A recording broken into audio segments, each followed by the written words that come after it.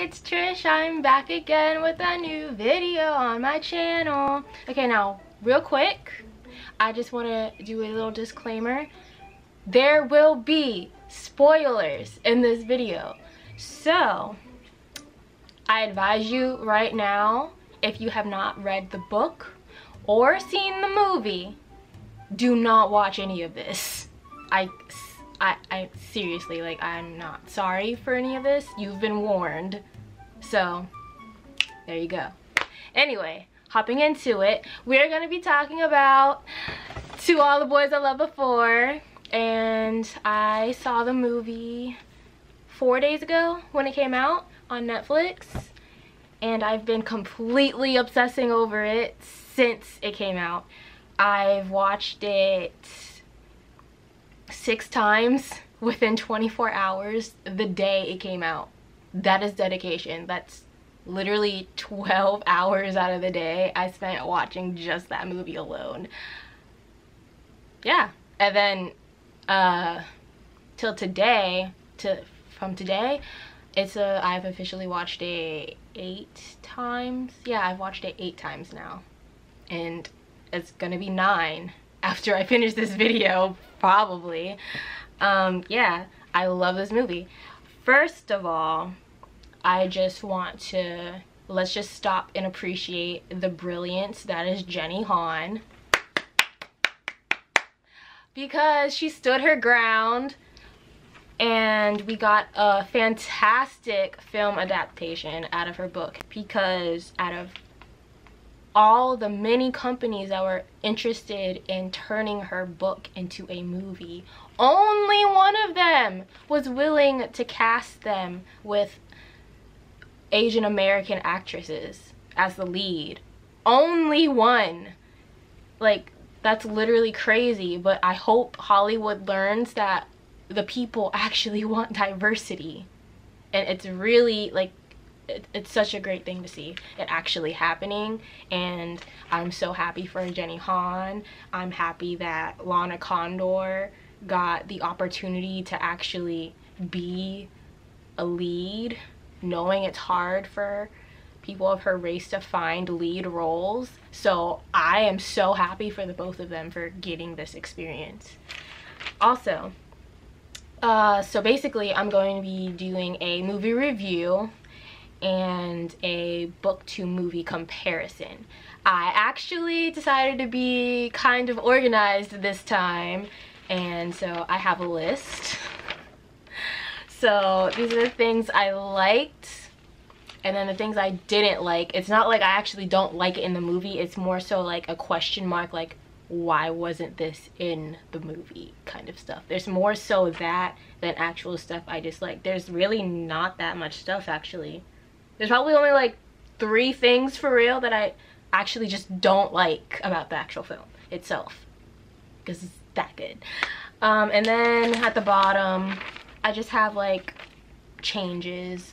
There's a couple of scenes that like combined a couple of things that happen at different times together in the movie, but it's like so little that it doesn't really matter. It still fits in well and works out perfectly fine. So if I didn't put it in here, that's because it's like whatever, it really didn't make that much of a difference. Okay, so let me talk about the things I liked first. Number 1, representation, which I already pretty much gone into with, you know, the girls being Asian because they're written as Korean, half white, half Korean. Like, they needed to be Asian because in the book they are described that Margot and Laura Jean look more Korean than they do white like their dad, and Kitty looks more like their dad than they do. So that had to be a thing. The realistic portrayal of high school, because you know how refreshing it is to watch a high school based movie and the expectations are like completely wrong because they have this I don't know, Hollywood has this idea of what high school is really like, and then you watch these movies and you're just like, this is literally not what happens in high school. Because I remember when I was growing up as a kid, I would watch this stuff, and then I got to high school and I was like, oh, we're not allowed to do this, this doesn't happen, that doesn't happen. Okay, real world reality. So this one actually portrays realistic high school vibes, which is really comforting.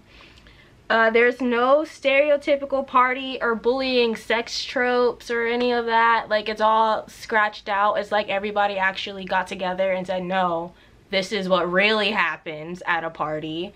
It's like all the parties I've been to, first of all, I never really actually went to a party when I was in high school. I was always invited to them. I wasn't necessarily allowed to go to them, so I just didn't go.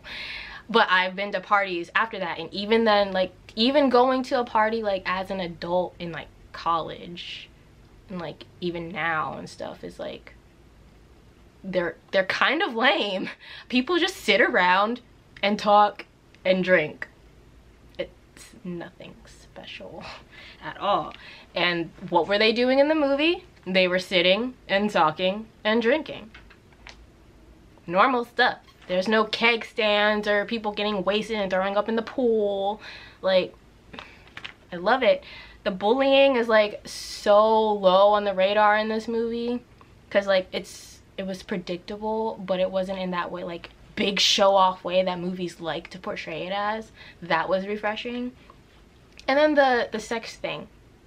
Did you realize that throughout the entire movie there's not one like real big thing pushed upon Lara Jean and Peter about having sex or anything? There's no sexual things for real included in there for that to be a thing, which is really nice, because like their relationship got to flourish.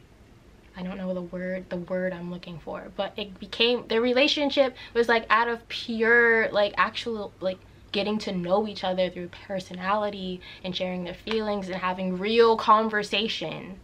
So that was the most refreshing out of all of those.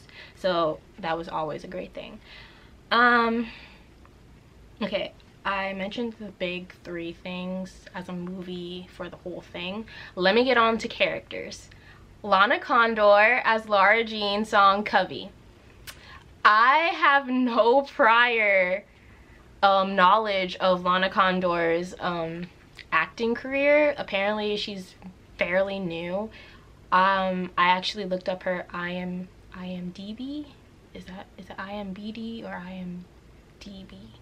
That thing. But I looked hers up and she really hasn't done that much. The thing that I'm most likely to watch from her experience is that X-Men movie. I have not watched any of the new ones, so that's the only reason I never knew who she was, because I'm pretty sure if I had seen the new X-Men's, I would have been like, oh, is that one chick from the X-Men movie? Yeah, well, I will definitely be seeing her in that movie now. And I'm so glad again that she got the opportunity to play this amazing character, because let's face it, this movie is gonna blow her up. This is the movie. Like, you know how Hunger Games blew up Jennifer Lawrence, how Twilight blew up Kristen Stewart. This is Lana Condor's Twilight or Hunger Games. Like, she's gonna blow up after this. Like, come on. If she doesn't, I'm suing somebody, because she was amazing and she deserves this.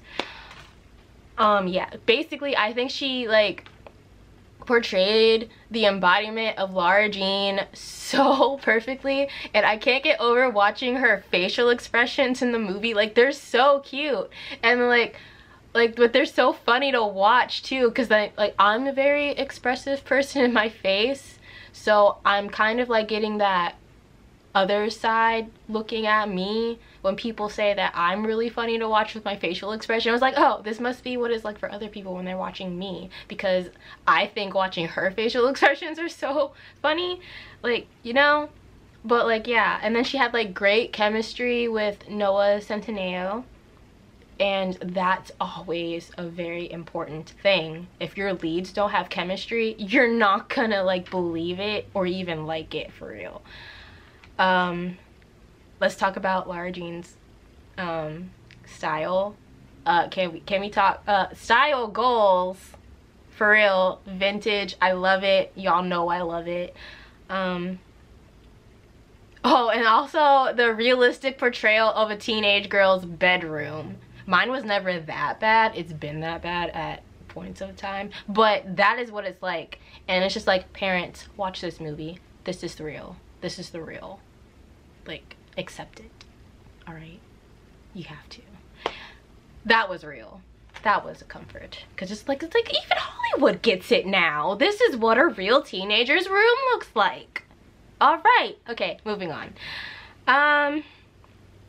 Let's move on to Peter Kavinsky, played by Noah Centineo.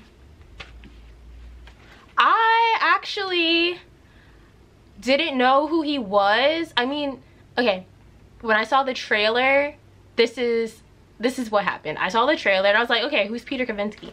And this kid pops up and I was like, I know him, but I don't have any idea why I know him. You know why I knew him? I recognized the scar on the side of his face. I was like, I know that scar, but I don't know where I've seen this scar. Guys, like, apparently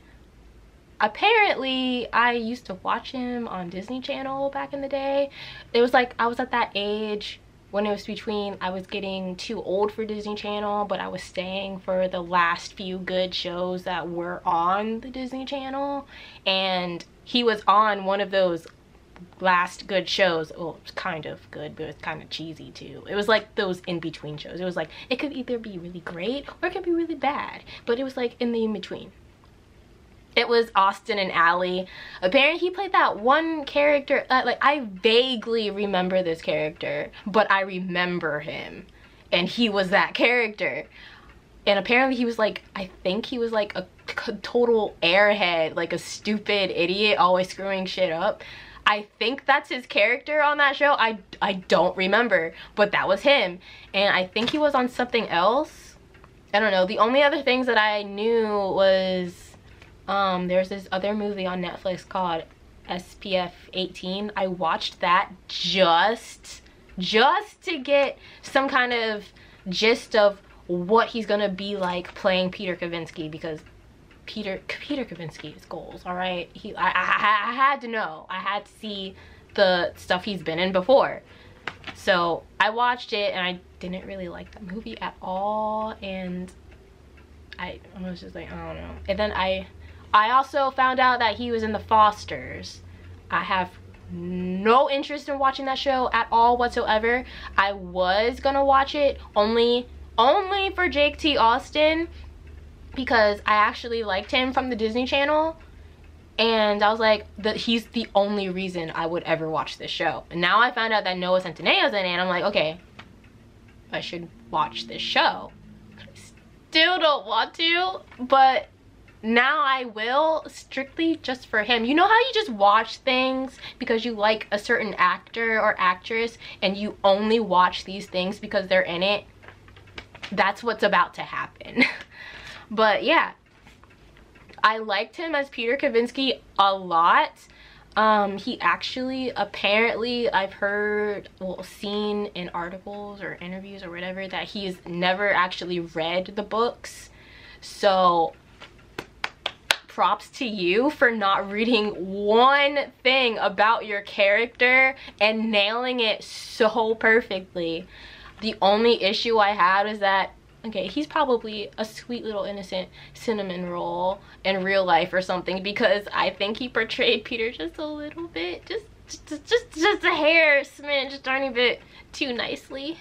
Because in the book, I instantly hated him. He didn't have that, like, arrogance that instantly put me off as soon as I started reading about his character in the book. But he still had that Peter charm, which is key. Yes. So casted him right. Got it. All right, let's move on. I talked about him for a very long time. Janelle Parrish as Margot. Let me get this straight real quick. I do not like Margot. I don't know what it is about Margos. I don't know, like, I think in my opinion, Margos are just all bitches, because I don't like Margot Covey. I don't like Margot from Paper Towns, and then I do like this Margot, but she is a bitch, and I love her. But this Margot, she's a bitch too, but she's from The Magicians, that book series, and the show. I only know the show version though, I never read the books. But she's a savage and I love her, but she's still a bitch. But you know, they're all bitches. But like, I don't like her. But they casted Janelle Parrish perfectly for Margot, because okay, what are the references I have for Janelle Parrish is that the first thing I ever saw her in was the Bratz movie. She played what was it, Jade, and then obviously Pretty Little Liars as Mona. Didn't really like Mona.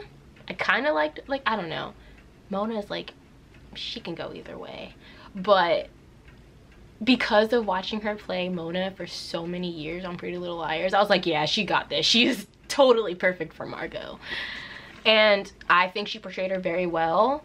It's really hard to really say anything about her for real, because Margot's like out of the book for so much, and so therefore she's not in the movie that much. But she nailed what parts that she is in there for, so props to you. Kitty. What's her name? I don't really know this girl's name, but she's really good. I know her only from Descendants 2. Yes, I fuck with the Descendants movies, okay? The second one is a little cheesier in my opinion, especially that song with Mal and I can't remember the other girl's name. But yeah, like, I don't know. But they're good, okay? But that's the only thing I know her from. And I was like, okay, I can see her as Kitty. And oh my god, her portrayal of Kitty is so spot on. Like, as soon as the movie starts, oh, I hate it when Dad makes Korean food. It always tastes like butt. I was like, yes, that is Kitty. Okay, because like, okay, in the book, I'm just like, ugh, this trashy little 9-year-old. I hate her guts, but she's sassy as fuck, and I love her for it. But and also, she, like, in the book, she reminded me of Amy from Little Women, how she throws Joe March's like stories in the fire because she's mad because her sister won't let her go to this play with her and Lori, so she takes revenge and throws her writings in the fire. And that's kind of like the equivalent of Kitty sending out the letters to all of the boys to get back at Laura Jean for, in the book version, almost telling Josh that she has a crush on him. That's the equivalent to me. So I'm like, bruh, total Little Women reference. I don't know if that's what Jenny Han was going for, but that's what I like tied it to. So yeah, the only issue, I'm actually going to get into like a change real quick, since this correlates with what I'm talking about with Kitty. They aged her up 2 years because she's supposed to be 9 years old in the book, and in the movie they have her playing 11-year-old, which changes her reasons for sending out the letters, because this is a 2-year more mature Kitty. So in the movie, it's more so, oh, Laura Jean is 16 and she doesn't really have a life, and I think she deserves a boyfriend, so I'm gonna send all 5 letters out for better odds at having a boyfriend. Rather, in the book, she's just a savage 9-year-old and says, oh, well, she was about to tell Josh that I have a crush on him, so I'm gonna send out all her letters for all her crushes and jack up her life. That's the difference. And like, yeah, but anyway, yeah, y'all cast Kitty good, right? All right, Dr. Covey. He is played by John Corbett. Corbett? That guy. The first time I saw the trailer, I was like, I instantly As soon as I saw his face pop up in that trailer, I was like, no, you're not their dad. You cannot be their dad. That's literally my reaction to that trailer when I saw him pop up. Because I cannot ever in my life see him as a dad. And let me tell you why. The first thing I ever saw him in was My Big Fat Greek Wedding. And that was like, what, 2002? How old was I in 2002? I was like 7, 8. It's a long ass time ago. Dude. But like at the time, I didn't know who he was back then. So then I think the next thing I saw him in was Raise Your Voice. You know, that movie that Hilary Duff did like right after Lizzie McGuire ended. Yeah, he's the hot chorus teacher in that movie. And I've had a crush on this man ever since that movie. And he's also the hot Lutheran priest in Raising Helen. Helen played by what's her name? Something Hudson. Kate Hudson. He's like, he plays stud characters, dude. I mean, and he's also in The Messengers with Kristen Stewart. He's in so much other stuff. He's in like a lot of things, but these are like the main things I know him from. Like the latest thing I've seen him in, the most recent thing from like 2 years ago was Sex and Drugs and Rock and Roll, and he plays like a middle-aged dude, like not middle-aged but like 40s, 50s, and he's messing around with a 21-year-old. Like, dude, this is the image I have of this man. And I'm just like, no, you're not their dad. So I have a very hard time watching the movie with him playing their dad. Like, I love him as their dad. He's really good. But I'm like, in my eyes and in my mind, I'm just like, no, you're not their dad. But yeah, I have no issue with him in the movie at all. He's a great actor. You nailed it, dude. That scene where he's like, not eavesdropping on Lara Jean and Chris had me weak. He's like, you made me a very happy man. Okay, anyway. That's all I gotta say about John Corbett. You're not their dad, but you're their dad. Okay, let's move on. Okay, other things that I liked was the roof dive. Okay, when Josh is coming over to her house after he gets his letter to talk to her, and she just casually jumps out the window and rolls off the roof. That's not in the book. In the book, it's like Josh comes over and she like hops up into the backyard and sneaks up into the tree house in the neighbor's yard and just hides out there until Josh leaves. That's the equivalent to her jumping out her window and rolling off the roof. But I love the roof one better. It's so much funnier. I liked Lara Jean's inner thoughts. I don't know how else to describe that, her inner thoughts. Like in the film, when the letters get out, she has Josh in her mind being like, oh, you're in love with me and I want to just call me and I want to tell you so many things and I want to get tattoos with you and all that stuff that he's been saying. And then remember when Peter hops into her mind too and he's there like, shut up. Ugh. That doesn't happen in the book, but I like that they put that in the movie because it's kind of like, okay, we're actually in her head and like seeing what's going through her mind. And I thought that was a really cool visual way to portray that on film. So I liked that a lot. The last thing on my liked list is the condom scene with Lara Jean and her dad in the car. Oh my god. That does not happen in the book. It kind of happens, but like later into the series. I think like in the second book. Or is it the third one? Because it has nothing to do with the ski trip at all. But I think they were kind of referencing that when they did it. But I liked it. It was like really good comedic relief in the movie, because like it happens right after Lara Jean and Peter are just like kind of like with each other, because she's like, let's fake break up already, this has gone on long enough, and he's just like, no, we have to go on the ski trip, we're still together. And yeah, like you're just like, oh, I want them to be together, and then something funny happens. Yeah, all right. Oh, there's something that's not on my list right now, but let me go ahead and add it in real quick. So I just want to point out that like my favorite line, I think I've decided that my favorite line from the movie is probably the one said by Lucas when they're on the ski trip and they're just chilling doing their Korean face masks, and she's like, how does Peter look at me? And he's like you're a sexy little Rubik's Cube. I will no longer accept any other compliments except sexy little Rubik's Cube. That is so... Hold on, I got y'all. Hold up. How does he look at me? Not like your sexy little Rubik's Cube.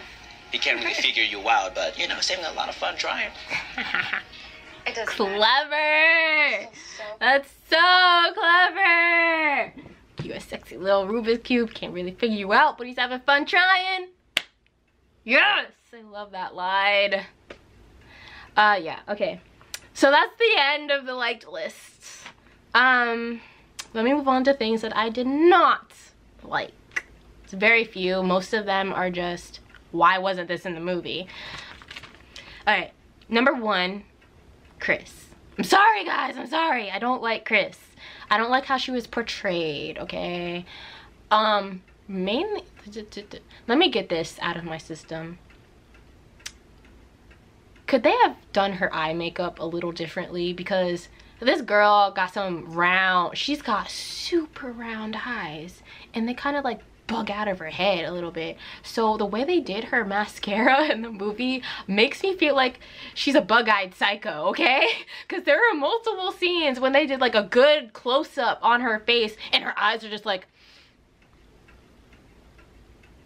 and I'm just like, no, don't do that. And it bugs me to my core that they did her makeup, like her eye makeup specifically, so trashy, because it's like you put her in these costumes that are so like fashionable and stuff, which let me tell you right now is not her character in the book at all. Like, not in the book never says her ever wearing anything like the stuff she wears in the movie. So I was like, what?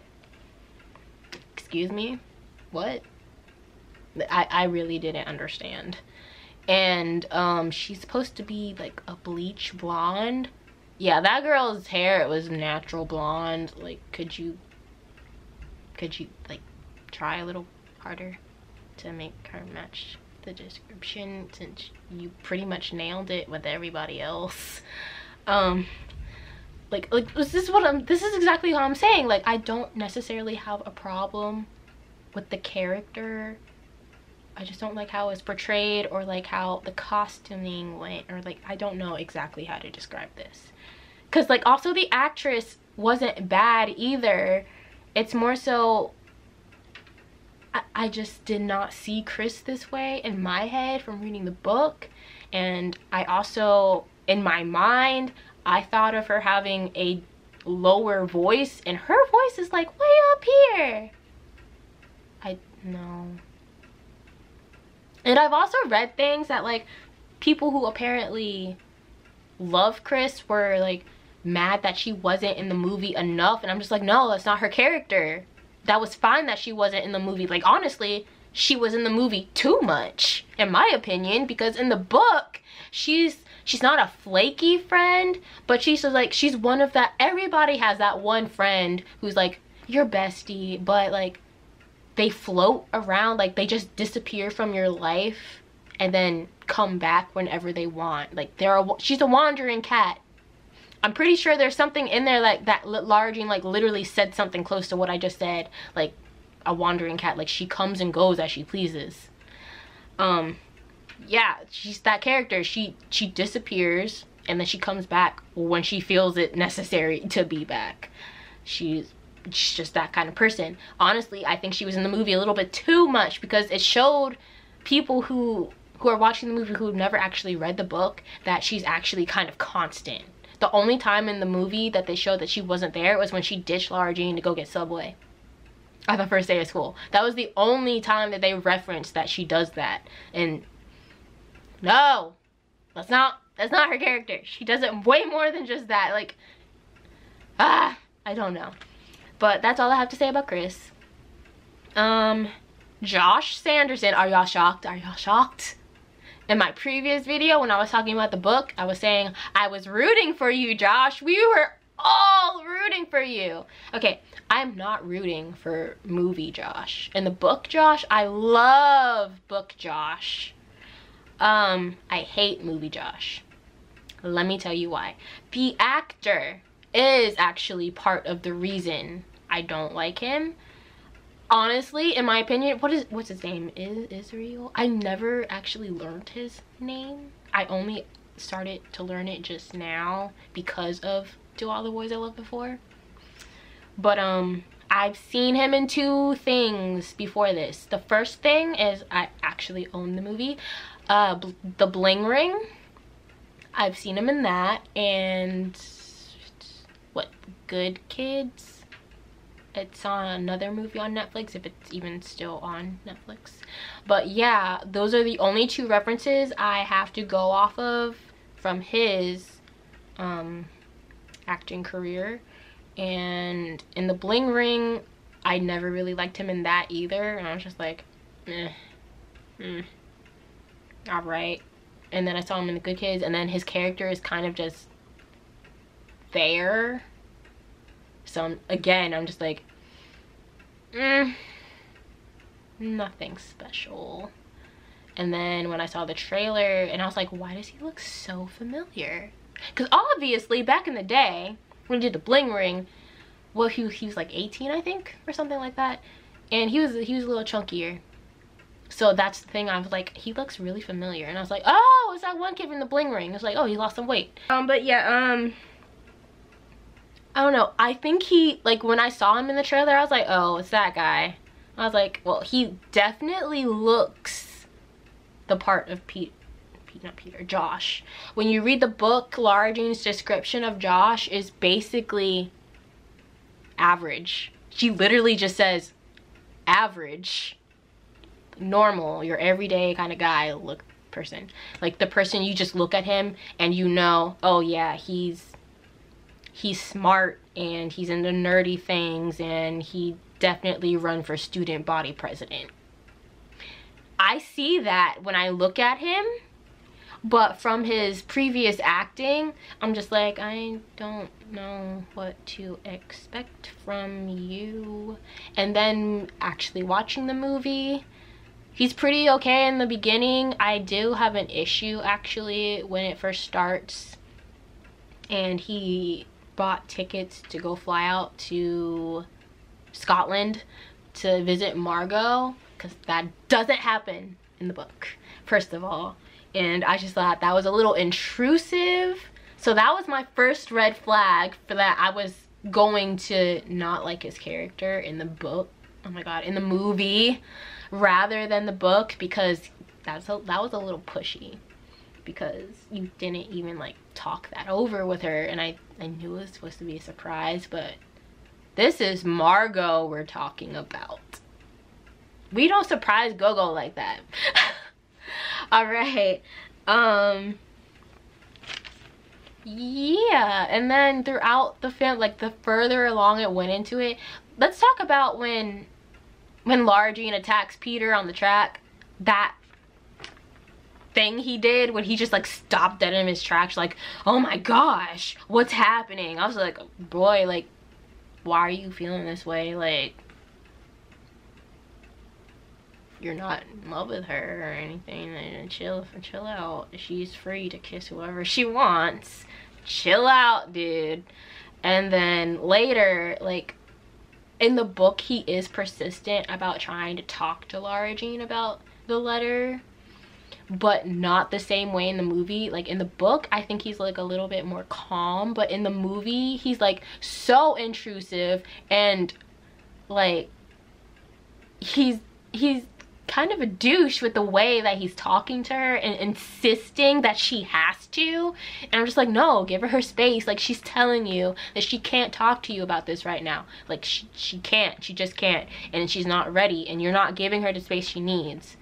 And like, you're really not understanding. In the book, he was actually still included in their lives, trying to anyway, in a normal manner, and they were still kind of trying to hang out. In the book, she's completely puts him off, and I can see that in the movie, because the way they had him acting in the movie, it was like, yeah, I wouldn't want to like talk to him or hang out with him anymore right now either.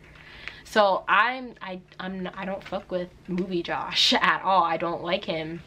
And especially in one of the last scenes where Peter comes to the house to talk to Laura Jean after the trip, and he comes out of nowhere and is like, she told you to leave, buddy. And I'm like, bruh, go home. No. So yeah, like,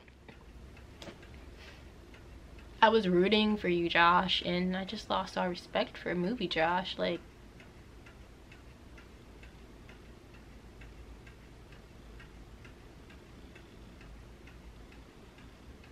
let's move on. The shortened opening. So the first scene of the movie is actually supposed to take place within an entire week. Margot's supposed to break up with Josh like 6 or 7 days before she leaves for Scotland. In the movie, she leaves that next day. And also other stuff was supposed to happen between that time, before they start school.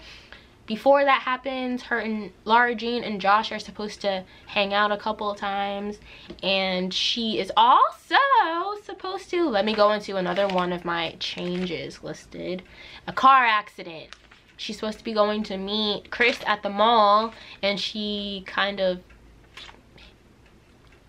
she gets in a car accident basically, and she calls Josh to pick her up, and then Peter just happens to be driving by, and he stops to make sure she's all right.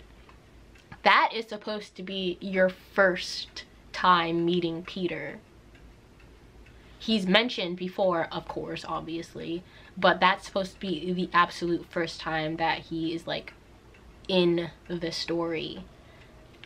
So in the movie, the first time you see him is when she's going to school, after this should have happened already. So there you go. And instead, with the car accident not actually happening in the movie, they changed it to Laura Jean almost running Peter over. And I liked that. It was kind of funny. My favorite part is when he comes, you know, people usually look behind them before they reverse, so that, you know, they don't kill anybody. It's a thing we do. Yeah, so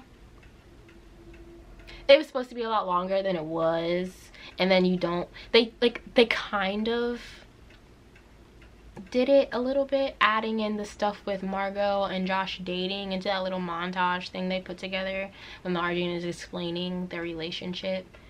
That's supposed to be explained, but they didn't put like the other stuff, like to show the stuff that's supposed to happen before they go into school. Okay, anyway, let's move on. I think that's actually, yeah, that is all of the stuff that I actually did not like. The rest of the stuff is like, I'm just wondering, why didn't you put it in the movie? Okay, so I have the book here too, and it's annotated. I went ahead to annotate the pages that have stuff that I thought, or hoped rather, would be in there. So my first one listed is Halloween. So basically there is a part, it's really cute by the way.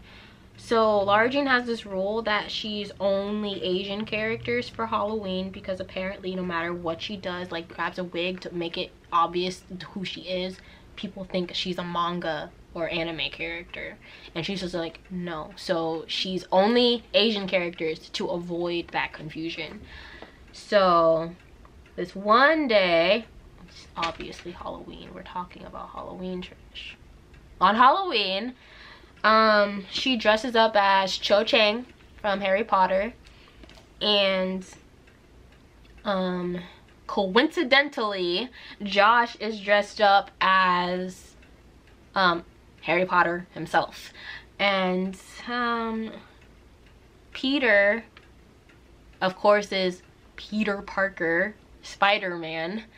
And there's a scene, the part in the book where he's leaning against her locker and he's like, hey, and then Josh walks by and he uses his wand to do Expelliarmus, and she's like, Avada Kedavra and all that. And then Peter's like, don't you think it's a little weird that my girlfriend is wearing a couple's costume with another guy? And she's like, no, I don't think it really matters, no one noticed. And he's like, I noticed. And basically is this whole thing how she's like, well, I have a strict rule that I'm only Asian characters. And then he's like, I would have been a Harry Potter character if you had told me. And then she's like, well, you'd make a really great Moaning Myrtle right now. And he's like, who's that? She's like, she's in the same, she's like, have you not read the book? He's like, I've read two. And she's like, then you should know who Moaning Myrtle is. And then it goes into this big thing. It's not a big thing, I'm just like trying to remember because I don't feel like flipping to the page, even though I annotated it, but I don't remember which one it is. I should have numbered these.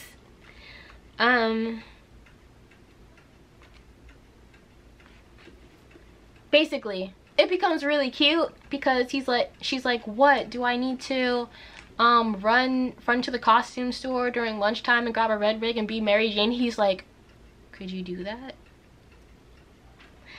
Yeah. And then they're like, okay, basically it gets really cute because she pulls down his mask on his face and it's like silencio, and to make her magic spell work.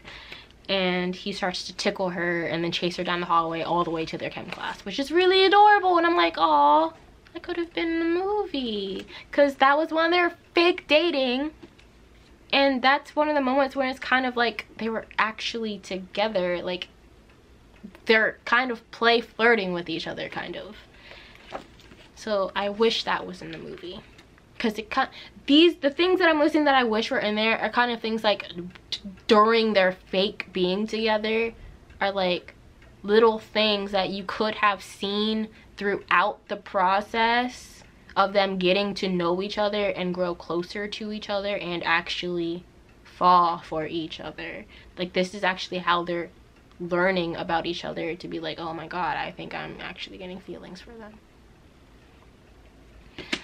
There's also an antique store trip that I wish was in there. So Peter's mom is actually the owner of an antique store that Lara Jean visits quite frequently, and it's right next to the bookstore that Josh is supposed to work at. One day she's in the antique shop and she's looking at this necklace that she's been longing for forever, but she can't afford it because it's like $400. And then Peter just happens to be there and she's like, what are you doing? And he's like, well, my mom kind of owns the place, and his mom had asked him to go on this trip to go get these 2 chairs from an estate sale the next day. And he's like, hey, do you want to go with me? And he was like just complaining about going, and she's like, but you were just complaining about going. And he's like, yeah, but it would be just slightly less annoying if you went with me. And so she goes with him, and it's like this really cute day outing date thing. It's so adorable. And he takes her to this estate sale, which she's never been to before, and she's always wanted to go to one. And they actually kind of bond. He helps her haggle down a price on this reindeer thing that she wants to like use as decoration in her room, and should have been in there. Like, that would have been a really cool scene to see. Okay, the next one is, where the hell was Peter's Audi? Y'all gave him a Jeep in the movie. This boy's supposed to have an Audi. Alright, okay. Oh, okay. This one definitely should have been in the movie. The just in case scene. So one of these days, Lara Jean and Peter are going back home. He's dropping Lara Jean off at her house, and she forgets her purse in the car, which has her phone, her keys, you know, everything, all the necessities of a girl. So she goes over to Josh because Josh has a spare key, and instead of throwing it out the window, he comes all the way outside, and he's like talking about like, he's not good enough for you, I don't like you, I'm worried about you. And then Peter drives back up. Oh my god, knight in shining armor came back to bring her purse back, right? What a guy. And so she's like, oh, never mind, bye Joshy. Runs across the yard to Peter's car, and he's like, hey, you forgot this. And then she's like, thanks for coming. And he's like, hey, is Sanderson still out here? And she's like, I don't know.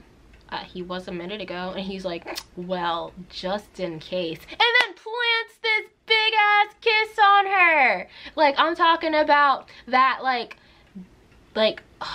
one of those weak in the knees kisses, like the works. All right, he throws that out there just in case Sanderson is still out there watching. I see you, Peter. All right, so ooh, this is another big one that definitely should have been in there. Did y'all know that Lara Jean and Josh were supposed to have a kiss? They were supposed to kiss, which is ultimately the bigger thing between Margot and Lara Jean's friction. They're supposed to kiss after this big fight that they have while like cleaning up the Christmas decorations. Yeah, in the movie, Lara Jean wasn't even home to decorate anything. Yeah, they changed that too. Just so y'all know. Just so y'all know. Educating all of y'all. Yeah, I really thought that was gonna happen. I for real like didn't think that that was ever gonna be an issue. I was just like, yeah, that's definitely gonna be in the movie, and I was really shocked to find that it wasn't.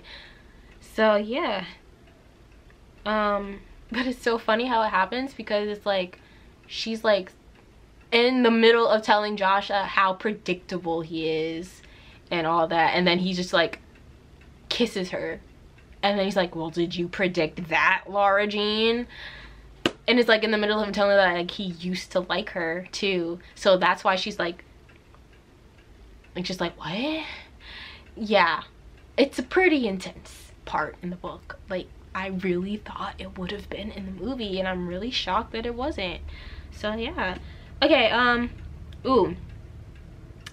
Christmas cookie bonanza is in the book. It's this thing that the song girls do every year for Christmas. They bake these cookies, everyone's favorites. Like, for instance, Kitty's favorite is snickerdoodles, and I don't remember anybody else's favorites. But Peter is there, and he throws in to the mix fruitcake cookies. Sounds disgusting, but yeah. And then they decide against it because apparently there's a story to like the title of what the cookie's actually called, and they're like, oh yeah, that's depressing, let's not make those anymore. And then Josh comes over, right? So the cookie council, this sounds so cheesy actually saying all of this out loud, but the cookie council is composed of Peter, Lara Jean, and Kitty. And then Josh is like, you're still making my favorite cookies, right? And then, oh my god, it's like, it's basically like I belong here contest and you don't, between Peter and Josh, because Peter's like, you know, I think that the list is pretty set. So, and then Katie reads off the list, and she's like, and fruitcake cookies are a total no way. And then Peter's like, wait, you guys are saying no to my choice? And then she's like, you just said to take them off like 5 seconds ago. And then he demands that it gets put back on, and like the entire time it's just like, it's kind of like Josh and Peter are just like insisting that they belong here and the other doesn't. It's like, I really wish that was in there. It's kind of like the equivalent of when Peter first dropped Lara Jean home in the movie, and then Josh was like, you taking Lara Jean home? And Peter's like, looks like it. And then he's like, how long have you been hanging out with her? And he's like, not long. And they're kind of just like looking at each other. And I'm like, can y'all go measure your dick somewhere else? God. Yeah. So I think it needed a little bit more of that testosterone. Okay, I'm probably gonna take this out. Ooh, another good one is, where was Jamie Foxx pickle?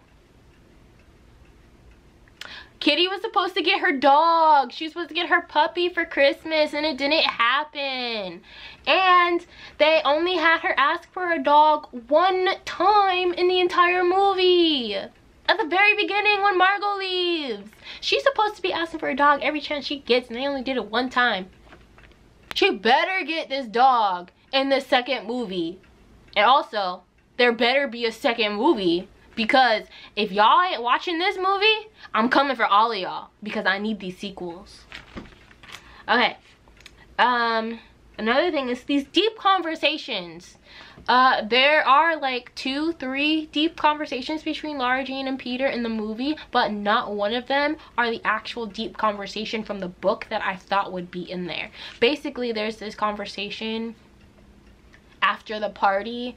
And Lara Jean like asks Peter how he knew he was in love with Genevieve, and he's like, why do you ask me these kind of questions and stuff? Like, he doesn't want to answer, and she's like, well, maybe if you weren't afraid to answer these questions. He's like, what am I afraid of, blah blah blah blah blah blah. And then like actually, like, someone just texted me, they like have like this legit deep conversation about love and relationships, and I really wish that was in the movie because it goes so well with like what's actually going on in the story. And every time they had a conversation in the movie, it was more so about Peter's dad leaving or Lara Jean's mom being dead, which is like, that's good. Like, I have no issue with that. I just thought that this one specifically would be in there since it's so closely related to what's actually happening.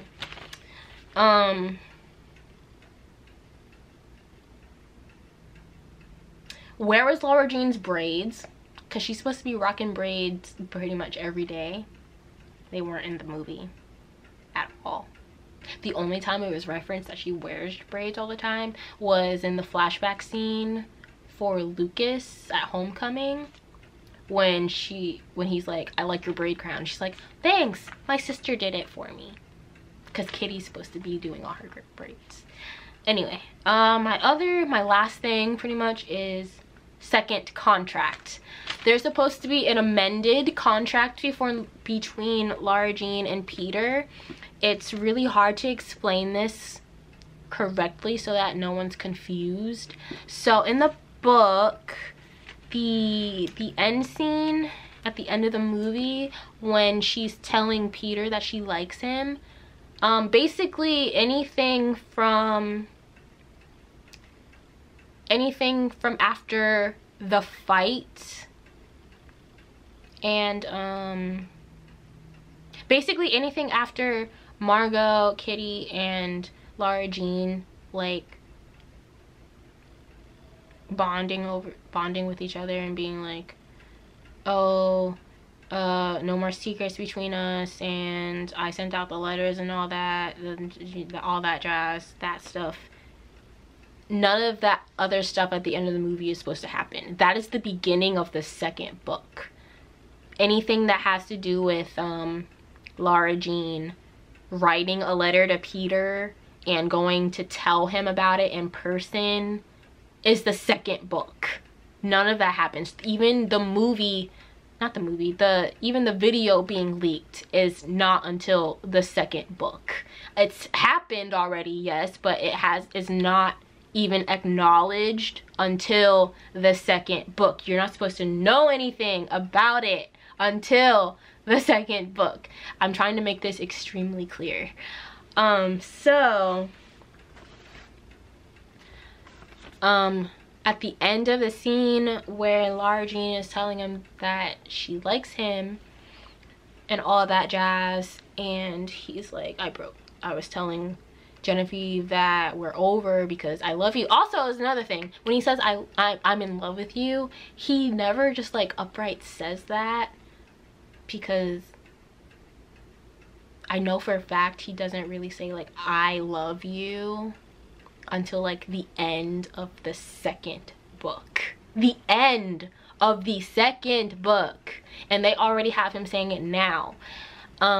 I mean, it's not that much of an issue, but you're saying you're in love with her right now, and you've just been fake dating for the 3 months. But I can't really let that slide, but it's all right, I guess, because it will eventually happen in the correct timeline. But yeah, and when she's like, how do we make this work, what do we put into a contract for a real relationship, and he's like, you gotta trust. That actually happens, him saying you gotta trust. That just doesn't happen until the end of the second book, when he tells her he loves her. Because when she asked that question, is referencing that there is supposed to be another contract. They do give a real relationship a go after the ski trip and all that other stuff goes down, but they make an actual contract for a real relationship. That's why that was put in the movie. I'm pretty sure that's what that's supposed to be trying to reference to. But yeah, there's supposed to be an amended contract, and in that one it also says that Lara Jean and Peter will not break each other's hearts, and that's exactly why Peter has the line, "You gonna break my heart, Cubby?" Oh, my heart just melted. But yeah, that's why he says, "You're gonna break my heart, Cubby." That's another thing that he says word for word out of the book later in the series. But yeah, so I'm kind of upset that isn't, because it's kind of the reason why some things happen. Okay, there are some changes. Let me talk about the biggest change out of them all. The kiss. The kiss that kind of sets the entire movie in motion. The kiss when Peter is confronting her about the letter. In the movie, he confronts her about the letter, and then Josh comes along, and then she's like, oh my god, and then, you know, pretty much jumps him on the track. Do you want me to call someone, get you some water? No, I'm okay. Sure.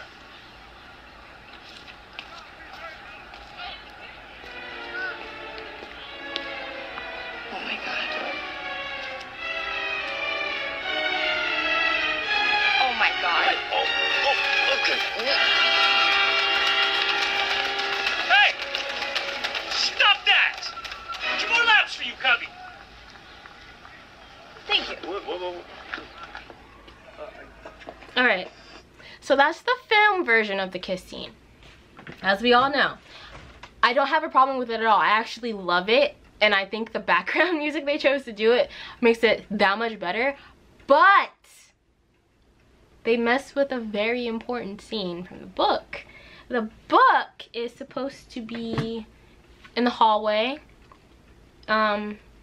Peter confronts her on the track, like in the movie, but she does not kiss him on that same day. It's the next day, because she goes home that day and avoids Josh. So the next day he confronts her at her locker, and she's trying to explain things, and then she says, oh, I have a boyfriend, and he's like, who?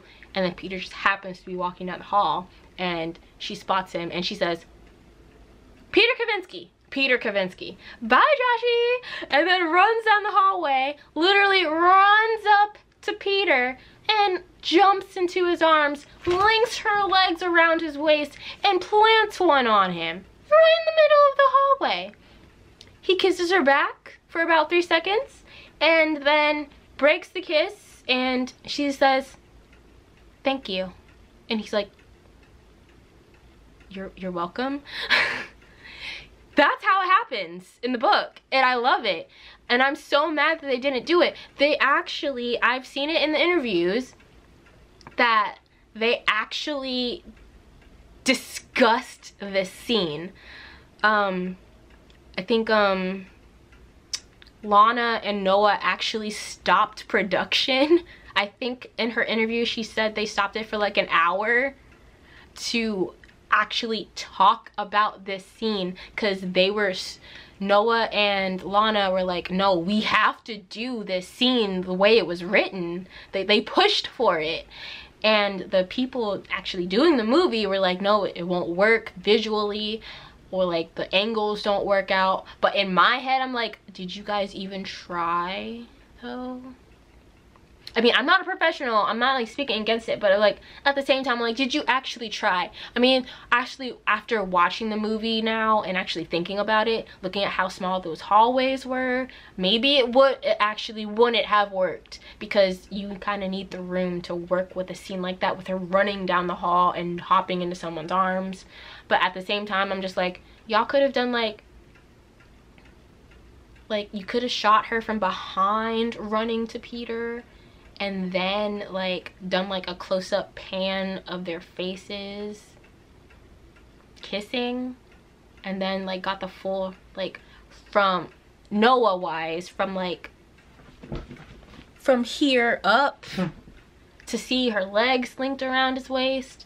Like I feel like they could have cheated ways around it to make it happen, because it's such an iconic part of the book. It's the kiss that like is the start of the entire plot, basically, of their fake relationship. It's the thing that starts it all. So it was kind of important. And like, in my opinion, her like jumping him on the track field, it doesn't have the same kind of vibe. Like it doesn't, it takes away the effect, the same kind of effect it has from the way it was originally written. It comes across a different way to me, but they both work out perfectly. I love both ways that they were done. I just really wish that they had done the other one though. Not to confuse that, I don't dislike the movie version. I love it. I'm butthurt, okay? All right. I feel like this is another huge change, and I honestly hate it when they change stuff like this, because it's such a tiny detail that it didn't need to be changed, and because it was changed, it changes the circumstances of other things. Spin the bottle. So remember at the beginning of the movie when she's like not naming off the people, but okay, let me reverse that. Remember when in the film version, when Peter is first introduced, she's like, I kissed him in 7th grade at Spin the Bottle. Nope. In the book, she never kissed Peter for Spin the Bottle. It is correct that Peter's her first kiss, but it was not Spin the Bottle. Their first kiss was in the basement of John Ambrose McLaren's house, and they were the last two to be picked up from this boy-girl party, and they were sitting on the couch, and Peter out of nowhere is like, your hair smells like coconuts. So random. Then she starts talking about her shampoos, then he comes over and then just like kisses her out of nowhere, and Genevieve apparently saw, and that's the reason why she's so sour with her now. And so because it was changed to being the Spin the Bottle kiss in the movie, and then her reasons for not liking Lara Jean are the same, but because it was changed to Peter and her kissing over Spin the Bottle, just makes it so pathetic, because it's Spin the Bottle. There are rules. Whoever it lands on, you have to kiss them. Those are the rules of the game. So you can't be like, I'm mad because you kissed the boy I like, and she's like, Spin the Bottle, and it was just like it was tongueless. Like, come on, you're that petty? First of all, it was 7th grade. Like, you're juniors in high school now. That's 8th, 9th, 10th, 11th. That was freaking 4 years ago. Let it go. Come on. Like, you shouldn't be this mad. Like, you've been with him romantically and sexually for 4 years. Let it go. Like, so childish. Like, she was so pathetic in that scene. Like, in the book, you're just like, wow, really? And then in the movie, I was just like, y'all made it worse for her by making it a spin the bottle kiss. Like, that just made it so much more pathetic in so many ways. Like, she really couldn't let a simple little thing like that go from 4 years ago. Come on. So that's how they change things, but it just takes a little thing like that to change how a scene is like taken. Like, I'm still shook from that. For real, because every single time I watch it, I'm just like, really, Jen? Get over it. All right, and then speaking of spin the bottle, do you want to know who she actually kissed? Lara Jean kissed John Ambrose McLaren over spin the bottle. Now that we're on the subject of John Ambrose McLaren, finally, by the way, if you're wondering who that guy is at the end of the movie after the last kiss scene between Lara Jean and Peter, that is John Ambrose McLaren at the door with his little envelope and the flowers. First of all, that does not happen. He does not come to her door. Another thing happens in the second book, and it doesn't even happen till like halfway into the second book also, by the way. It's like during them actually having a relationship, and then she gets a letter response from John. Like, he actually writes her a handwritten response letter, because the letter goes to his old address, and the current owner actually sends it to his new address. So that's why it takes him so long to get it. He's never supposed to come to her door, okay? And then they start like talking like pen pals over letters and stuff. And yeah, I'm not gonna get into that because it's the second book. But yeah, but my other problem is that when she's talking about the 5 guys that she's written love letters to, when she gets to John, she goes, John Ambrose McLaren from Model UN. And then when she's talking to Peter about who she sent them to, she's like, this kid from summer camp and this kid I did Model UN with. She never did Model UN. She wanted to, but she just never did it.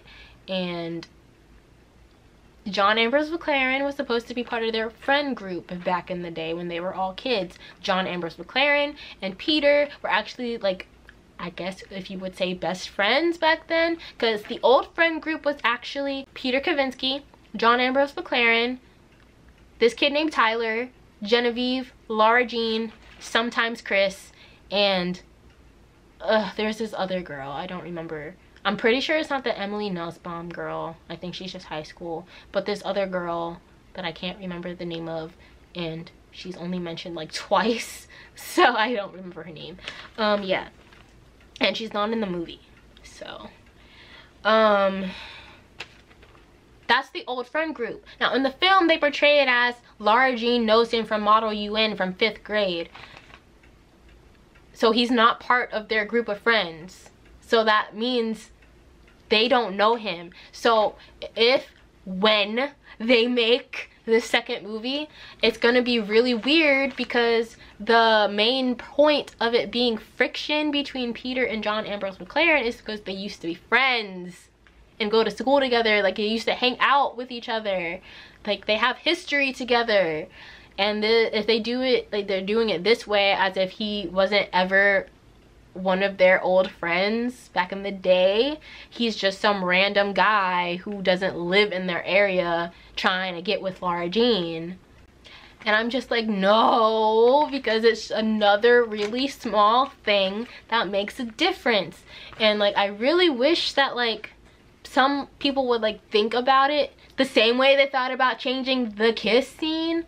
Little tiny things like that make a difference too. And sometimes it's the tiny changes that change other things the most, because they're not thinking about how that tiny thing causes issues down the road with the story. So I'm like, tiny little changes, you have to actually think about how they come in later. Think Hollywood, think. I just really hope that it still comes off the same way it's supposed to be in the book, okay? I feel strongly about this. Okay, but anyways, that's the last thing I have with the changes. I don't have anything else. But yeah, overall, I would rate this movie 10 out of 10. Watch it. I've been hearing nothing but great things. I have heard no negative comments about To All the Boys I Loved before. I've heard so many good things about it. I've watched it 8 times. I'm gonna watch it for the 9th time, literally right after I get done with this. And just go watch the hell out of it, because I need everybody streaming this movie. I need sequels. I need the second one. I need P.S. I Still Love You. And I need Forever and Always Laura Jean. I need them in my life, okay? And I need more Peter Kravinsky, all right? Do that for me. Come on. I've heard nothing but terrible things about The Kissing Booth. I think it's hilarious because people are like, ugh, that movie sucked. I was like, I'm so glad To All the Boys I Loved Before came out. Like, The Kissing Booth is trash, but this movie is gold. Like, and I was gonna watch that terrible movie too when it came out, and I never got to it, and I'm not ever going to watch it now because I'm dedicating all of my attention to the good stuff. Stream the hell out of To All the Boys I Loved Before, so we can get a sequel, so we can get both sequels. All right, if you even made it to the end of this video, I applaud you, because I talk way too much. I don't even want to think about how long this video is. My camera actually stopped recording like 3 times in the middle of this, and that's because I think I hit like the maximum amount of time I can record straight through without an interruption. I think that's what it is. So depending on how many things I need to cut out of this, I don't know, but I applaud you for getting this far. Thank you for watching. Watch the movie, read the book. I highly recommend it.